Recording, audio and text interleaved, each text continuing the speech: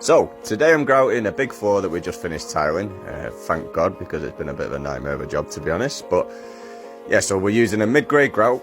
Now with a grout, obviously you want to read whatever it says on the bag to find out the instruction for it. With this one, you have to mix it, then leave it 2 minutes and give it another mix before you start grouting.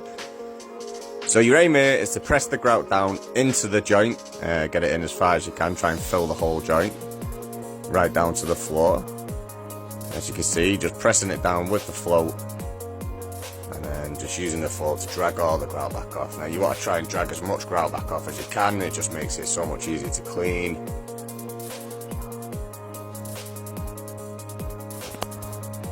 That's it, just keep working your way through. Now obviously depending on how fast you are, would depend on how much grouting you do before you stop and wash off. Now I'm pretty fast, so we grout the whole floor and we're able to get back and wash it off and it's not dried too much. But if you do it and you're not that fast, you grout the whole floor, you go back, yeah, you're going to be sweating your back out trying to get it all up. You know, it's a bit of a pain in the backside.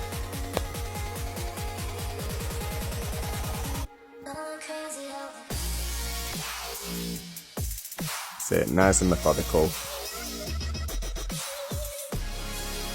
the fully grouted floor. See, it's dried quite lightly on the tile, which is what you want. You need to leave it around 20 minutes. And if it's hot, I would not leave it that long. Yeah, you need to make a judgment call on it. Obviously, the heat makes it dry a lot faster. Yeah, you'll be scrubbing it down for ages if you leave it too long. Obviously, what you want to do, if you've got any grout left in the bucket, keep it with you if you're washing off. And if you find any pinholes in it, then you just use the grout to fill in the holes. And with here, what I do is I scrub down, rinse the sponge out as much as you can, get it as dry as you can, and then I'll scrub down a big area like so.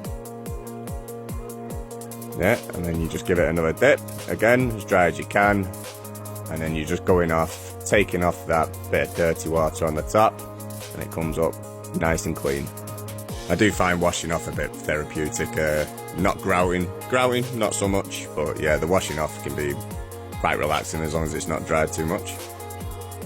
You obviously wash down anything you've got the grout on, like we've got a bit on the skirting boards to give them a wash down. Them skirting boards are due to be painted anyway, so it's not too much of an issue. That's it. Comes up nice and clean if you just do it this way. There we go, nice and shiny. Now when this dries, you will get a dry dusty layer of grout residue, so obviously it'll need another wash, but we're just going to protect it like this, ready for other trades coming in. Then we'll come back in to clean wash it once everyone else is done. And then what we do is, because we're on site and obviously we've got other trades coming in behind us, we protect the floor, so we just use this paper stuff. And obviously you just roll it out.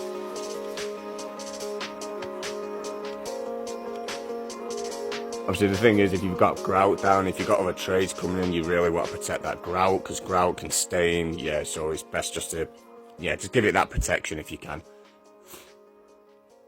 Obviously on site you get people with dirty boots coming on, yeah, and it can be, yeah, they just walk it right into the grout. They don't tend to care, so you need to protect it yourself, because they'll just walk right in.